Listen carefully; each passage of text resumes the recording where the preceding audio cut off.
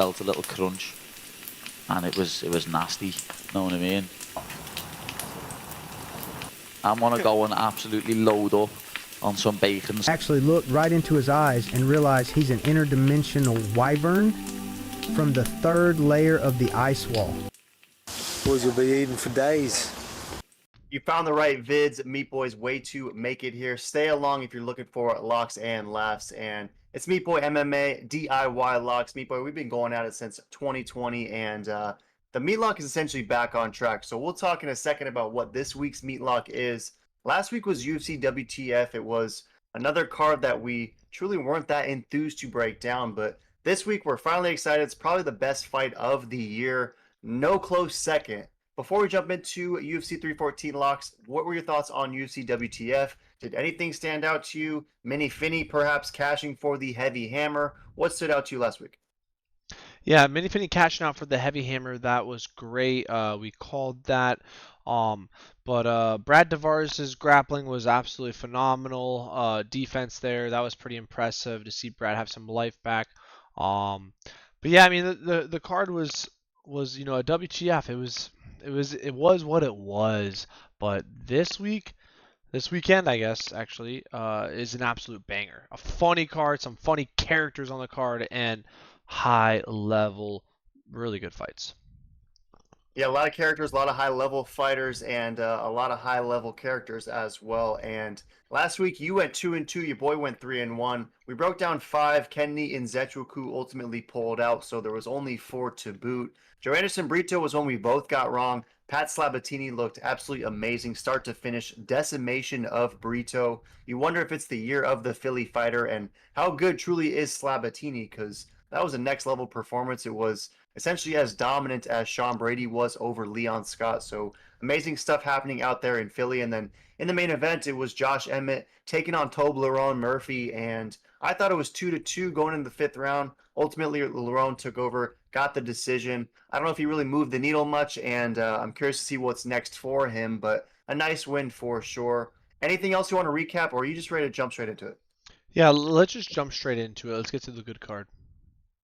Yeah, swap us through, Meat Boy. You see the text. It's another absolute Meatlock. And again, Finney got us the breathing room last week, and we called it. We said that matchup was essentially the worst fighter versus the worst fighter. And thankfully, we picked the second worst fighter, which was Finney. And this one, we're dealing with a completely different approach, right? It's Yair Rodriguez, who we think at 32 is essentially peaking right now. And it's about to be the next 16 months of dominance for El Pantera. And he's taking on Patricio Pitbull, who is a plus 160 dog coming over from Bellator and just doesn't have the resume as far as tough opponents and doesn't have the recent activity, because this dude has only fought once in the last 2 years. It was a win over Jeremy Kennedy, but Jeremy Kennedy is a guy who, couldn't even keep a job in the UFC. So, of course, Pitbull might win that fight. But when the Bellator fighter is coming over to face a peaking Yair in the UFC in a main slot with a UFC Mexico card happening in September, Mexican Independence Day, that you got to imagine they want Yair on. This seems like a juicy no-brainer Meatlock for El Pantera. So what are your thoughts on this one? How do you see Yair getting this one done? And for any detractors who might say Yair has lost 2 straight, how would you respond to them as to justify this Meatlock over the Bellator fighter? I mean, look at the people who Yair has lost to. There's really no shame in that. Versus, he's only going to strive for more. He's only getting better and better. I mean, trust me, the UFC did not go, oh, Pitbull, 37, best investment ever. Bring him in.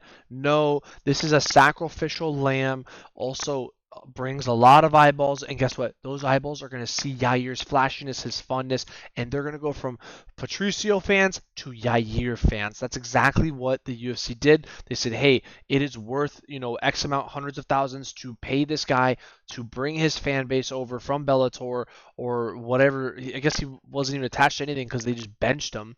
And yeah, so now they're going to see how the UFC rolls and how good Yair is. But yeah, I honestly feel bad for Pitbull because it seemed like he just wanted to fight. So he's got to fight. It is not an easy fight like he was having in Bellator. It's one of the best, and honestly, I think he might get knocked out. Yeah, ask and you shall receive for sure, and perhaps he has bit more off than he can chew in this one because Yair, like you said, is gunning for a finish, right? This is a guy who at one point was finishing everyone, right? I mean, you think back to those finishes over Josh Emmett, the beautiful triangle choke on the ground, or that early and often finish over BJ Penn, a fight that we were at in Arizona, but Yair is obviously gunning for a finish, and I don't know if he feels disrespected by the fact that Pitbull is his opponent, but I can see him really trying to make an obvious statement in this one. And Tapology is overwhelmingly bullish on Yair. 71% is going with El Pantera, 29% going with Pitbull. Majority is beige though, so they do think that Yair will win, but likely will be a decision. If you're taking Yair to get the finish, is it a TKO KO similar to the BJ Penn fight, or is he going to pull off something slick on the ground and surprise Pitbull with his jiu-jitsu? Yeah, I think it's gonna be honestly, I think it's gonna be something I think it's gonna be a KO. I was gonna say maybe ground and pound, but honestly, I think it's just gonna be a solid spinning heel kick right to the oblongata oblongata to the dome, and send him to the shadow realm. He might end up back in Bellator somehow. Yeah, I buy that for sure. I mean, I don't even know if Bellator is still a company, PFL, Elator, PFL Elator, whatever it is, but perhaps Pitbull finds his way back there somehow. And I mean, if we look at, Pitbull's recent losses, this dude just got finished in the first round by Chihiro Suzuki over in Super Ryzen 2. So if Chihiro Suzuki is flatlining you easy light work in 120 seconds, then it seems likely that Yair might do the same. So we're keeping it simple on this one. Throwing down an easy 396 to net 200. Minus 198 is Yair, the pretty decent favorite. And we think it's another moderate hammer to keep the Meatlock streak well alive. I'm ultimately going to go submission, Meatball. I think that he's going to crack him with something gnarly, whether it's a spinning back elbow, like you said, perhaps a flying knee. But ultimately, I just see Yair advantageously grabbing a neck and finding a way to pick up another slick submission. So I think Yair picks up the submission finish, and we'll see what happens later on in the meat event. But Diego Lopez versus Yair for a title in Guadalajara for Mexican Independence Day seems like an easy bit of narrative from my perspective. So I got Yair by sub. You have him by TKO officially? Yeah, I think it is going to be a TKO slobber knocker, and I think it's going to be early and often, to be honest.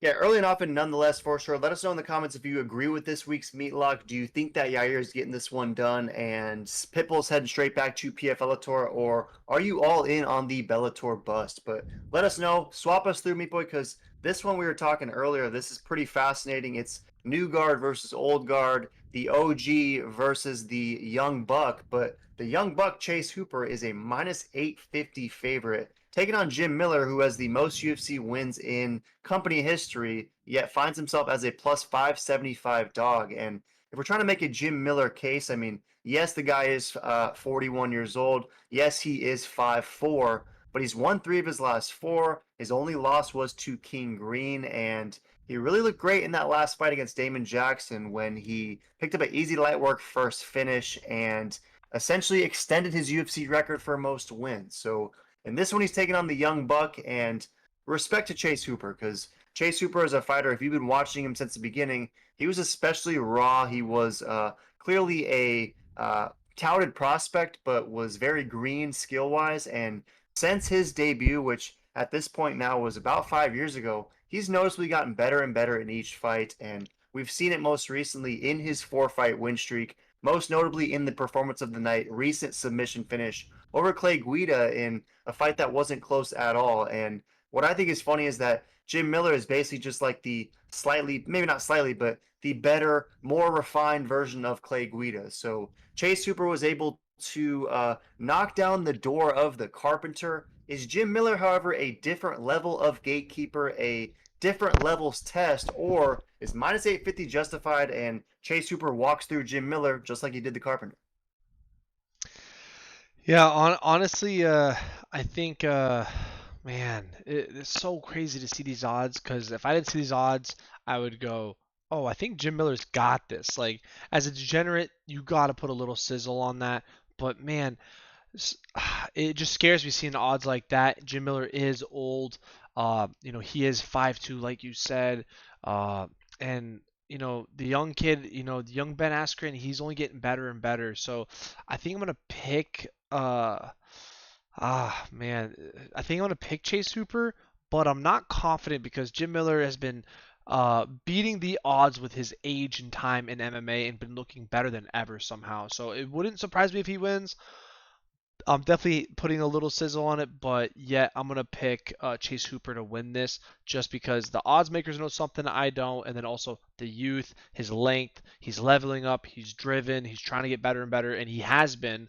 He's probably gonna beat Jim Miller and overpower him, if is what I kind of imagine.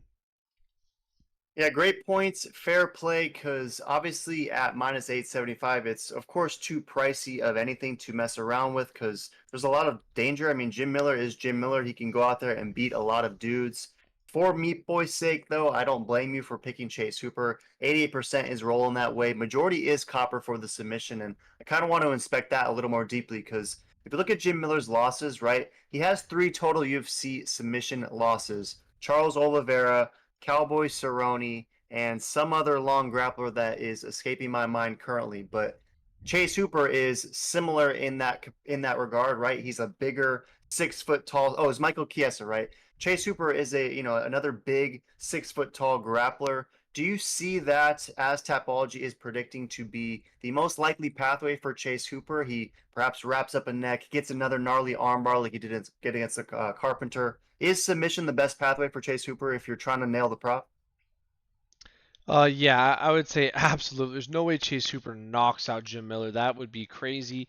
And also, if you're gonna hit a prop, I think Jim Miller might be able to submit him, and that would be a crazy, juicy, full DGen one. But I think it is possible. And probably a KO. If it goes I don't think this fight goes to decision, to be honest. I think someone's getting finished, but who is the question? Yeah, good stuff. This one's close for me, Meat Boy, because again, at plus 575, the value is already there for Jim Miller. You touched on going even a step further. I mean, you find him at Jim Miller plus 800 for a submission is truly crazy. But again, you come back to what do the odds makers know? How do they assume this is going to be such a whitewash of a contest? And perhaps it's just all the recent gains that Chase Hooper has been making. But it's volatile. I want to pick Jim Miller so bad, Meat Boy, but ultimately I'm going to ever so slightly lean Chase Hooper for Meat Boy's sake. But again, all the values on Jim Miller. I don't fault anyone for picking Jim Miller, and I think a Jim Miller and Bryce Mitchell 2-fighter parlay has way more life than the odds might suggest. So officially, we'll both go Hooper. I'm going to disagree with the finish, though, Meat Boy. I'll say this fight does somehow go the distance. Maybe it's pretty close, comes down to the third round, and ultimately, Chase Hooper gets some top pressure, but is unable to finish or submit Jim Miller in that third round. So I'll go Chase Hooper, close decision. You got Chase Hooper by finish, early or often? I would say often and early. Yeah, fair enough. Often and early. Let us know if it's too much of a levels test and Chase Hooper is a hype piece that will get exposed, and perhaps Jim Miller leaves the promotion, goes out on top. But we'll see. Should be a fun one. Swap us through the Meat Boy because it's another fun one of a giant 6'2" fighter taking on a 5'2" fighter, and it's Dan Ige plus 150, 18-9. He's lost 3 of 4, right? So things haven't been great for Dan Ige. A lot of context to consider, though. I mean, one of those fights was against Diego Lopez on 6 hours' notice, and he fought admirably but did lose the contest. And most recently, he traveled all the way to Abu Dhabi and got pretty smoked by Toblerone Murphy. So it hasn't been great for Ige. And Sean Woodson, meanwhile, it's been amazing, right? The dude hasn't lost since 2020. His only loss was, I believe it might have been our first ever failed Meatlock, if I'm not mistaken. And shout out to Julian, shout out to Debbie Arosa for letting us know not to ever pick against Juicy J. But since that first failed Meatlock, Meat Boy, Sean Woodson's been on an absolute tear. He's won 6 of 7 contests, has 1 draw in there. It was a split draw, a weird one against Luis Saldana. But besides that, it's been all wins and against pretty tough dudes. Charles Jourdain, levels test. Bruce Leroy, levels test. Most recently, he finished Fernando Padilla. Easy light work first round in a fight that a lot of people thought Padilla would win. So my question is, how good is Sean Woodson? Are you finally on the Sean Woodson train, or is Dan Ige at plus 150, despite the recent L's, going to be a little bit too powerful for Woodson to deal with? Who are you taking? Yeah, this is a tough one because you basically have the decision king versus the fake decision king. The sniper, man, he moves at like point 0.5 speed, but yet somehow lands his strikes and people just it's almost like a change up and you still whiff, but it's connecting on these guys. It's kind of crazy. It's fascinating to watch because he doesn't look good, but he is pretty good and he's only been proving himself that he's pretty dang decent. That being said, I think Sean Woodson's path to victory is KO by or decision, and I think Dan Ige only has a decision, maybe a sneaky submission. I doubt he KOs Sean Woodson, to be honest. I think he's just too small. I don't know if he could reach his chin, to be honest, which is wild to say, but I think it's true.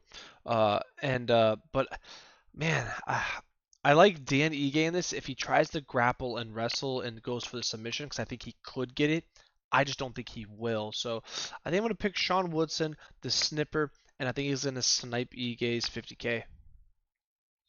Yeah, it's fair. I mean, he's going to have that 7-inch reach advantage, and obviously the dude is massive. You mentioned how he's kind of moving in slow-mo out there, but he has that tough boxing background, and despite perhaps not the overwhelming speed of his punches, he's quite accurate. He's got almost like a Nate Diaz flurry, overwhelm you with volume type boxing attack, and it does wear on a lot of guys. Dan Ige, though, is a dude who can go forever, right? He's always down to box it up, so I think this will be a fun contest, and I'm curious to see how it plays out. Tapology is awfully split. 51% is ever so slightly going with Dan Ige. 49 obviously going with the sniper. It's basically based on both sides, and to me that makes sense if we really do a deep dive. Neither of these guys have ever been finished by strikes, so I don't see a world where Dan Ige is able to knock out Sean Woodson. I mean, maybe if he gets on the inside, lands somehow the most perfect punch that the sniper can go down, and we haven't seen anything that's suggest Dan Ige has a suspect chin, especially not against a volume, low power guy in Sean Woodson. So for me, I think that it's fair that it's majority beige. If you're taking Woodson, do you agree that this fight likely goes the distance, or do you see a world where one of these guys does in fact get slept for a first time? Yeah, man, it's just like Max Holloway. Everyone's time comes to an end, and Dan Ige, he might be due, but I don't think it's going to be tonight. I just don't see it being Sean. If it happens, it happens. But yeah, I think Sean's going to win by decision. Yeah, this one's super tough for me, boy, because I can see Dan Ige coming in and perhaps thinking his maybe not job is on the line, but his back really is up against the wall, and it hasn't been great for him in the past year. So against a guy like Sean Woodson, who is trying to take his spot in the rankings, perhaps Dan Ige sort of lays down the line and decides that he's not allowing this guy to take his position. Ultimately, though, Meat Boy, what's your best case for how Sean Woodson gets this done? Because we both anticipate neither guy can get a KO finish, so that means this fight likely plays out and is a sort of a point style stand up contest. How does Sean Woodson win that? And if Dan Ige does decide to wrestle at all, are there any concerns for how the sniper deals with that? Yeah, I think if somehow Dan gets to the ground, I don't think the sniper has any chance to get back up. His grappling's non-existent, but he does a pretty dang good at defense. So I think he's big enough. I think he's strong enough. I think he's lanky enough to stay on the outside, not get taken down, and defend the takedowns if they come. Yeah, it's crazy too, because similar to how Sean Woodson's pretty slow and I don't want to say sluggish on the feet, but you might describe his style as such. His grappling defense is similar too, but it's somehow very effective, right? Like he just kind of almost like bully beat down, stiff arms these littler guys that try to take him down, and it's almost like a fifth grader sort of thwarting off the attacks of a kindergartner. It's just nonchalant, almost indifference, and it's not crazy athletic, but it is crazy effective. So I see Sean Woodson being able to stiff arm the mini takedowns coming from Dan Ige, and I guess ultimately I'll ever so slightly lean with the slight minority of Tapology backers who are taking the sniper. So I'll go Sean Woodson. I'll say close decision. I think this fight could be a banger though, and like you said, Meat Boy, I like your point about Max Holloway. Perhaps this is an opportunity for one of these guys to get slept, and if you can, inspect the right guy, win by TKO, the numbers will be in your favor because the recent history is not for sure. So I got Woodson by close decision. Are you the same way? Yeah, I gotta go Woodson decision, 100%. Let us know if we're missing something here, and this is where the rubber meets the road, and Dan Ige is back. But swap us through, Meat Boy, because this is what I've been curious to talk to you about. It's Nikita Krylov, the minor, taking on Dominic Reyes. You might know him around here as JV Baseball, and JV Baseball, dude had lost 4 straight, right? Was getting absolutely smoked. Many thought his job was non-existent, and he came through as a pretty decent dog and absolutely smoked Dustin Jacoby, saved his career. It was in Kentucky, I believe, and was asking for some fried chicken on the mic. It was a great moment for Dominic Reyes, and he kept that momentum well alive with a crispy finish over Lionheart Smith as well. So JV Baseball, you might argue, is back, and Nikita Krylov, meanwhile, is also riding a beautiful 3-fight win streak. Had a performance of the night in there against Gustafsson and wins over No Time Uzdemir and Ryan Man, Superman Span after that. So he's a minus 175 favorite. The odds makers are not necessarily disrespecting JV Baseball, but they're still labeling him as a dog in this one against the minor. Do you agree that the minor's going to come through and take down JV, likely get either a TKO on the ground or a snoozer of a decision, or is this the last time we're getting JV Baseball as a dog? I think this is the last time we're getting JV Baseball as a dog, and I mean, there's a reason why his name is JV Baseball player because they are still putting him in he's not on varsity, and that's why he's a dog. You know what I mean? Like he's just a baseball coach, and people forgot that he is the chosen one. And ever since his most recent win, it's like he's been woken. A new JV baseball player has been risen indeed. And so I think he's gonna go out there. I think he's actually gonna knock him out. I don't think he's gonna get taken down. I don't think he's gonna get submitted or ground and pound. I think he's just gonna beat the minor, you know, to a pulp. I think it's gonna be a first round or second round knockout, to be honest. Yeah, and if so, that would be truly amazing because it would be quite the turnaround for JV and an amazing one at that. One that he should celebrate and fans should as well because this dude was dead to rights. And for him to come back, go on a nice win streak, and as you're saying, pick up a finish over Nikita Krylov, who historically is a very difficult guy to put out, would be quite amazing for sure. And similar to the last breakdown, Ige versus Woodson, it's the exact same numbers from Tapology. 51% going with JV, 49% go with Nikita Krylov. A lot of brown on both sides, so they think that both of these fighters have TKO or KO life. Do you buy that? And if so, is JV picking up that early finish, or is there a world where you can see this fight being close and perhaps you clench it over and maybe this goes the decision? Yeah, honestly, I don't think this is going to decision. I mean, the minor can somehow smother him for 3 rounds, maybe, but I just don't think it's gonna stay on the ground. I think it's gonna be on the feet the whole time, and I think JV baseball player is gonna get a KO first round. Yeah, I'm going back and forth on this one, Meat Boy, because I was the Nikita Krylov bag holder. Your boy had the one of the Black Prism for Nikita Krylov that I just unloaded somewhat recently in anticipation of this fight, because this peak JV baseball does kind of scare me a little bit. My final question, I guess, Meat Boy, would be this is the prelim headliner for a reason. It's essentially the last opportunity for the junior to show that he is ready for the next level. Does Dominic Reyes get this one done in impressive fashion? And if so, is he headed straight to varsity? If he gets this done, he is absolutely making captain of the varsity team. If he doesn't, he's getting demoted and going to power slap most likely.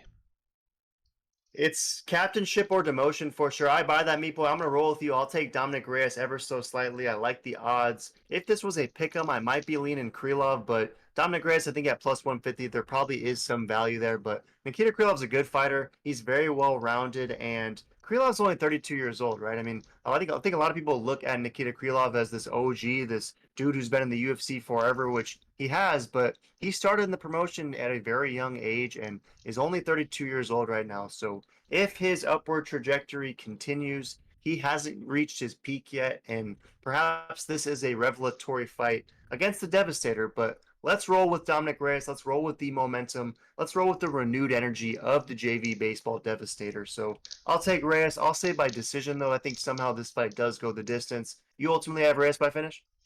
Yeah, I think he's got to win by a finish. If he wins by decision, that would impress me even more, and I would have even more hope for the JV baseball player joining varsity soon. So that'd be cool. But yeah, got to take a baseball player second, no, first round KO, 100%. Yeah, fair play. Let us know if you are rolling with the minor in Nikita Krylov, or is the rune or owned by Reyes in this one. Swap us through them, Meat Boy, because it's another fascinating one that I think a lot of people are already writing off as an easy light work victory for Gene Silva as he takes on Bryce Mitchell, who is a plus 200 dog in this one and did look pretty great in his most recent contest. And I think detractors might say, well, yes, that was against Chrome Gracie, who is obviously at this point not UFC material, and this fight's against Gene Silva, who is undefeated, all the rage, all finishes since joining the promotion in 2024, and he's a part of the team that you and I love to provide credit to, the Fighting Nerds. These guys literally never lose. So do you think that at minus 245 this is easy light work, no brainer for the Fighting Nerds to continue their winning ways, or does something about Gene Silva's attitude, perhaps his confidence,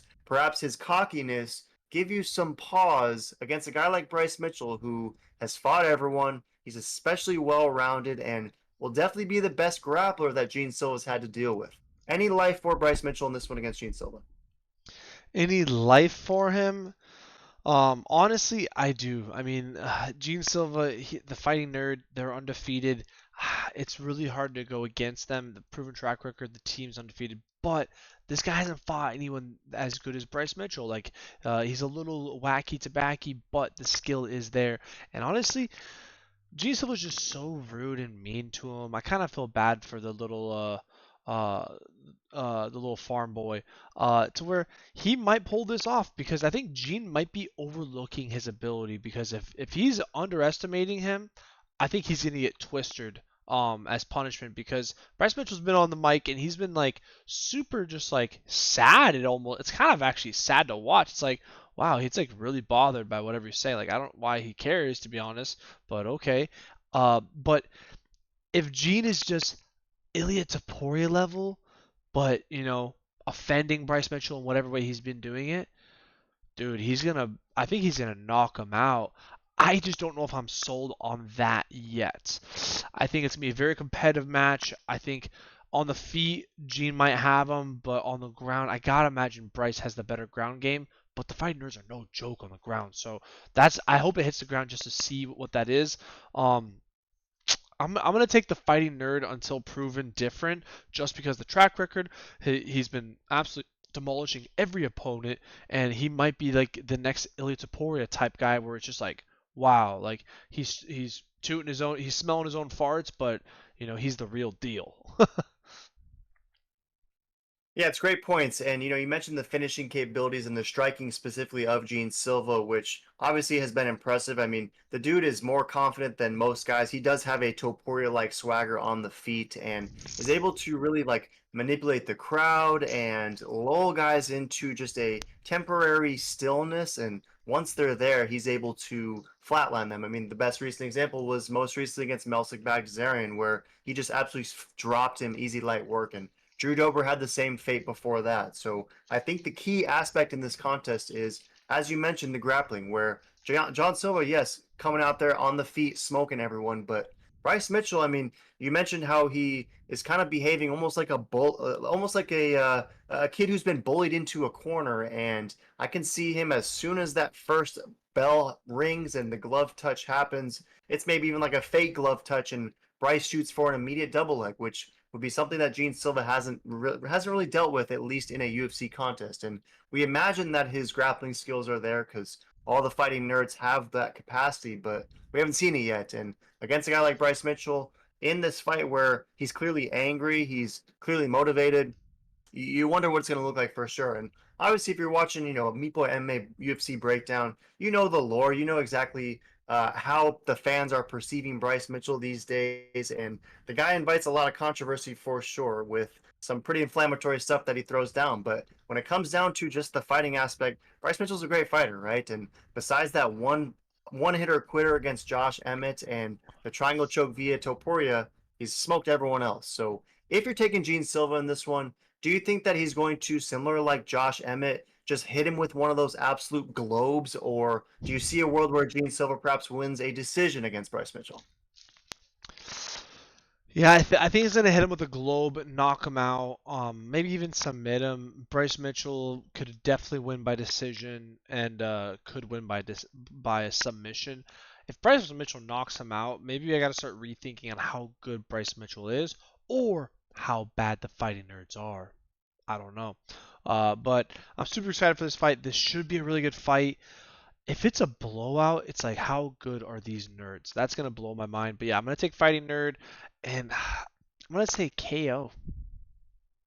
Yeah, I don't blame you. 77% is rolling with Gene Silva. They think the fighting nerd will take him out, and it's basically all Brown. I was a little bit surprised by how 96% of the Tapology Silva backers think that a KO over Mitchell will be the outcome, but 23%, about 1 in 4, is going with Bryce Mitchell. Majority is Copper for the sub. I'm going to lean that way, Meat Boy. I think that Bryce Mitchell ultimately finds a way to get this one done, and it feels almost sacrilegious coming out of my mouth because I've never picked against a fighting nerd, and I don't think these guys are fake by any stretch, but something tells me that Bryce Mitchell is going to effectively grapple in this contest. And maybe if he doesn't pick up a submission, maybe if he doesn't get a finish, he just finds ways to win 2 rounds. And I'm curious to see what Silva looks like in the late second round stages, and perhaps even the third round if it gets there. And if so, what does it look like for him, knowing he's going to be trying to thwart all of the grappling that's going to be coming his way? Because when Silva's in control, he's moving forward, he's stalking guys, he's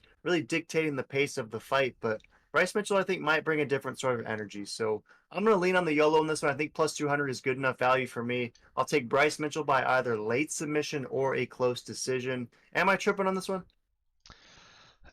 I mean, I don't think you're tripping, but I don't know. I guess we will see if you are or not.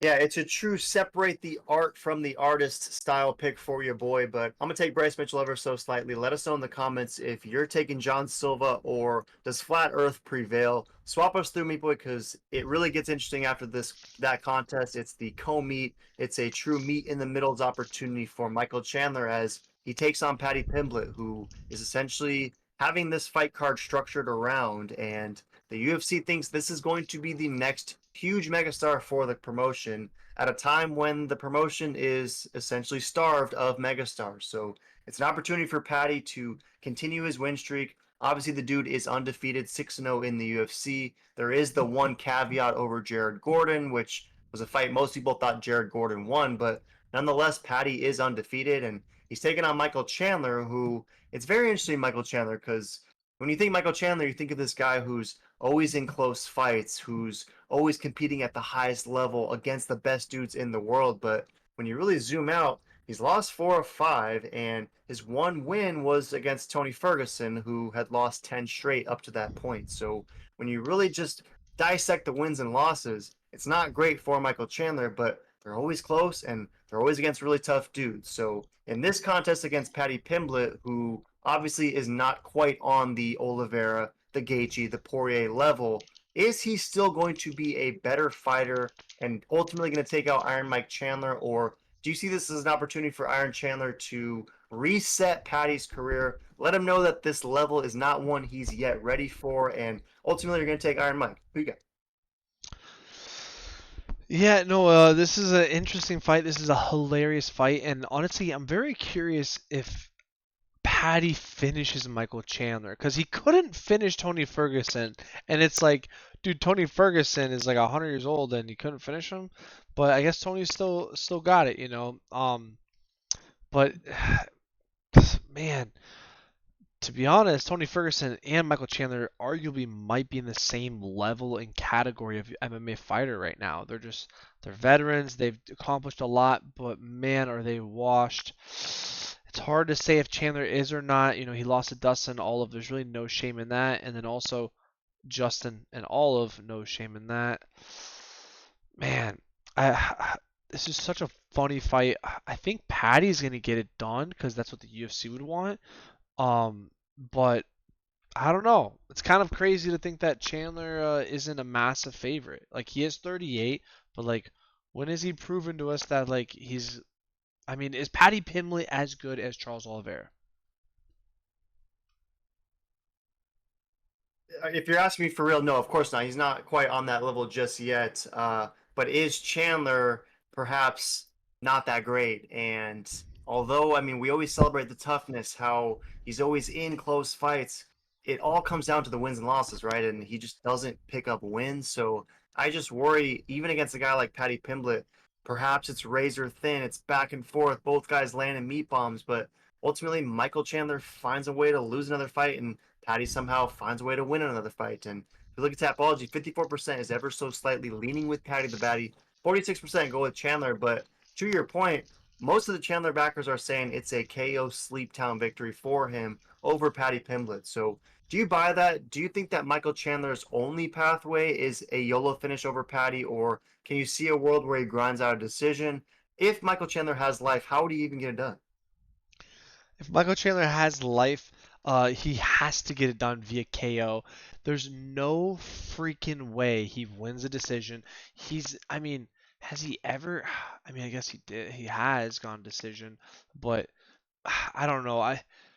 Maybe Michael Chandler's learned his lesson from Dustin Poirier and he fights smarter like he did versus Charles Oliveira and doesn't go out. But I think he's going to go balls to the walls first 2 rounds and try to finish Paddy. Paddy will somehow survive and then submit him in the third or fourth.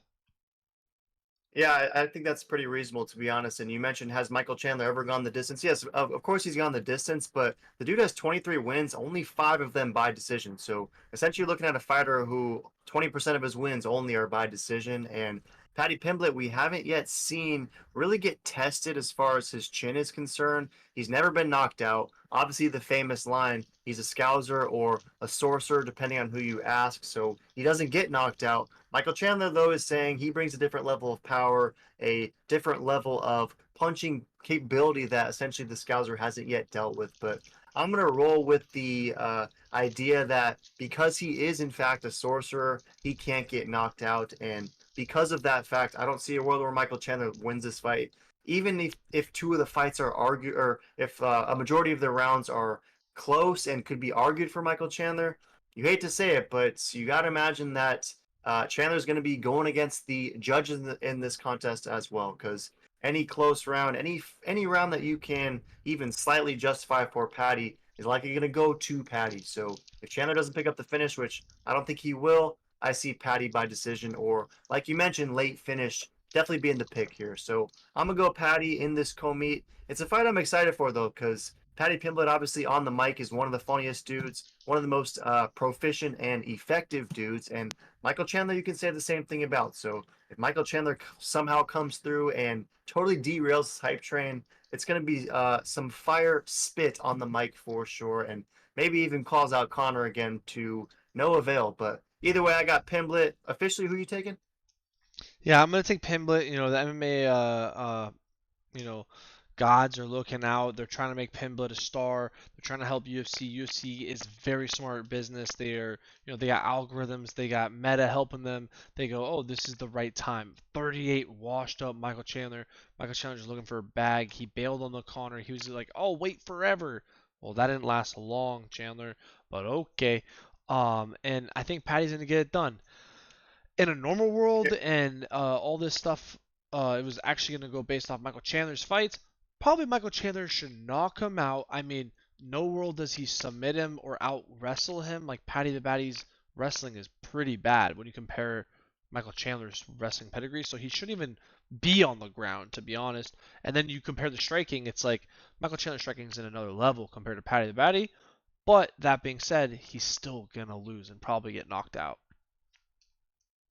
Yeah, and just because you mentioned it, I think the wrestling could be interesting in this fight. I do hope that we see some, but Michael Chandler to me is one of those Justin Gaethje style guys where it's like he has the credentials, the college wrestling background, but Michael Chandler's not going out there trying to tackle Patty. He's going to go out there trying to sling some leather, go out on his shield, and put on a performance, because Michael Chandler is a true showman. He's a true prize fighter, and he's one of the few dudes in the company who will prioritize the slugfest over the victory. And perhaps that works to his detriment on occasion, but for us, it's a lot of fun. So we both got Patty. Swap us through, me boy, because it's the meat event. It's a long banger, and I'm curious to get your perspective on this one. Are you going to roll with Alex Volkanovski, OGM, who is a slight 130 favorite despite having only won one of his last 4 fights and having gotten absolutely slept in 2 straight contests, neither of them even reaching a third round. And he's taking on Diego Lopez up, who is 26-6 overall, plus 110, all the rage. I mean, we know the context, right? He gets his UFC opportunity on days' notice, fights against Mavzar Imovloev, and fights to a very close fight of the night in a fight where he was about plus 800, and I think really reminded a lot of people of why this kid was highly touted coming through the Contender Series, and showcased how good he was by fighting in such a close fight against Imovloev. And since then, it's been a beautiful 5-fight win streak. A lot of decisions in there, at least recently, but the way he took out Ortega recently, the way he dominated Ige on short notice, and his finishes against 2 guys right now who are basically surging, Sadiq Youssef and, as mentioned earlier in the video, Pat Slabatini. A lot of impressive stuff from Diego Lopez. So in this one, is this the Volkanovski hung around for too long type story and he's getting slept for a third straight contest, or is this precisely the opponent that Volkanovski needs to get his career and get his championship ambitions back on track? Yeah, man, this is a tough one because Volkanovski OGM is like the goat of goats, and then he's just been getting really bad luck lately. I hope he's had enough time since his knockouts, and that this one doesn't end like that because you hate to see an OGM OG get knocked out again. But man, Diego Lopes is no joke. After seeing the T City one, it's like, geez, how good is this kid? And he's only hungrier and hungrier, and he's young. He's not even peaking yet, so it's like, how good is this kid? We're gonna find out. And it does seem like the UFC really wants Yair to win and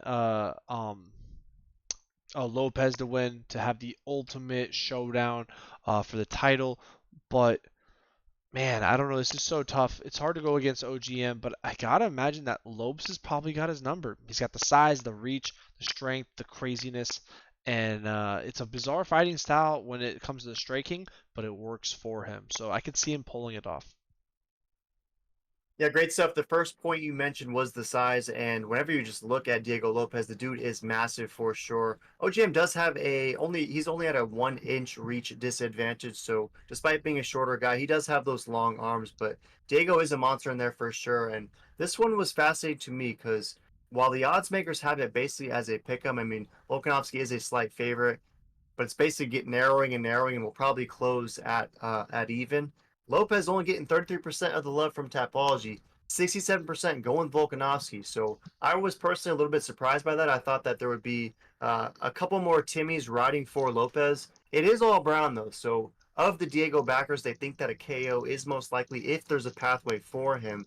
Are you at all surprised that Volkanovski is getting 2/3 of the Tapology votes? And do you agree that if Lopez does get this done, it's KO or bust? I think Lopez gets done KO, maybe submission. That would be wild, but maybe. But yeah, I think it's KO. I think it's finish or bust. If it goes decision, we know who won, right? Like it's Volkanovski. But this is gonna be such a crazy fight. I gotta go with Diego Lopes. I think he's just got his number. I think he's gonna finish him. Volkanovski. It's just like Usman. Once you lose in a brutal way, you start fighting fearfully because you just don't want to get knocked out again. Once you feel that, I'm sure there's some level of embarrassment, some level of internal failure, and these guys are freaks, so they don't like to lose, and so it probably messes with their psyche. And I mean, look at Izzy, look at Anderson Silva. Now look at Volkanovski. So I think this is kind of that rest. Look at Tony Ferguson, like 14 fight win streak, and then it's just all downhill, 20 fight losing streak. It's all in the psyche, and it's hard to recover on those things. That kind of trauma, I guess you could even call it. And so I think Volk's going to add another trauma to the list, and it's not going to look good for Volk. And I hope he retires if he gets knocked out brutally. Yeah, great points for sure. I agree with you 100%. I think that if Volkanovski goes out and gets slept, I honestly do think he will retire in the cage because this is a dude who doesn't.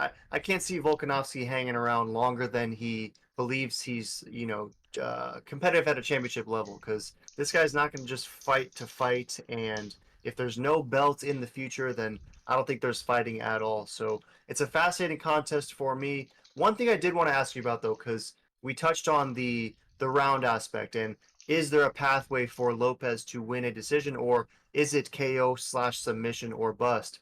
This is a 5-round fight, Meat Boy. It's obviously for the vacant belt.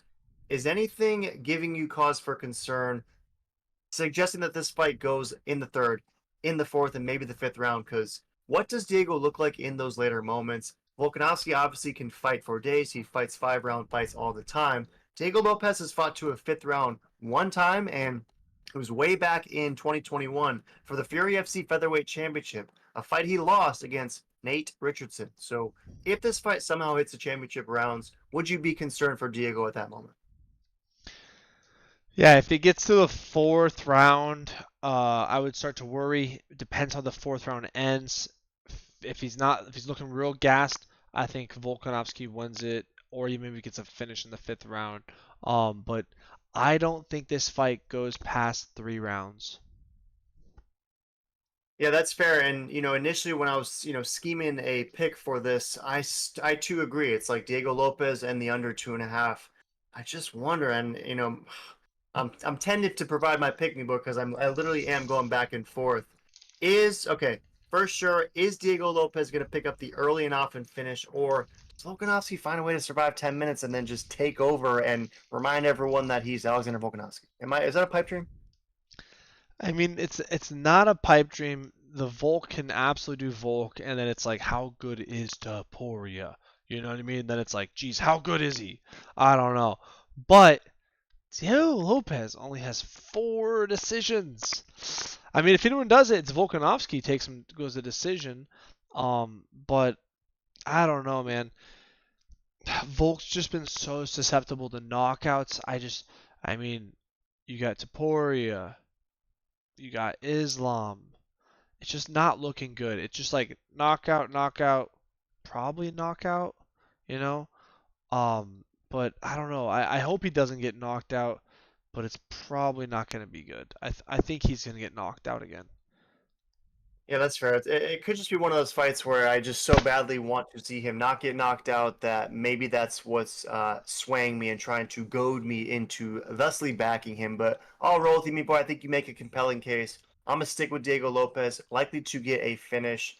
But my heart's with Volkanovski. I hope he finds a way to get this one done. And either way, I think again the Meatlock is our boy Yair. We think that Yair fights the winner of this contest in Guadalajara in September, and whether it's Diego Lopez or Alexander Volkanovski, either matchup to me is both enticing and exciting. So officially for this meat event, I'll roll with you. I'll take Diego Lopez by finish, but let us know in the comments if OGM has more life than our picks suggest, and perhaps Diego Lopez struggles in those later rounds and Volkanovski finds a way to decimate him there. But nonetheless, me boy, good stuff. We broke down 7. Last week again, you went 2-2. Your boy went 3-1. How we do after UFC 314? What do you think?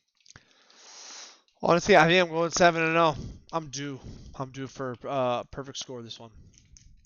7-0 meat. I say I'm going 5-2. I think there's going to be 2 drops somewhere, but nonetheless, Yair is a high confidence Meatlock, keeping the streak well alive, keeping us well within the green, and allowing us to capitalize on the mini Finney split from last week. So, any last thoughts on episode 211, UFC 314 in Miami, Florida, meat boy? No, this is finally a great fight card. Great fights, some funny fights. I can't wait for the press conference. This should be absolute jokes. Stay tuned for the next one. Make sure to smash that subscribe.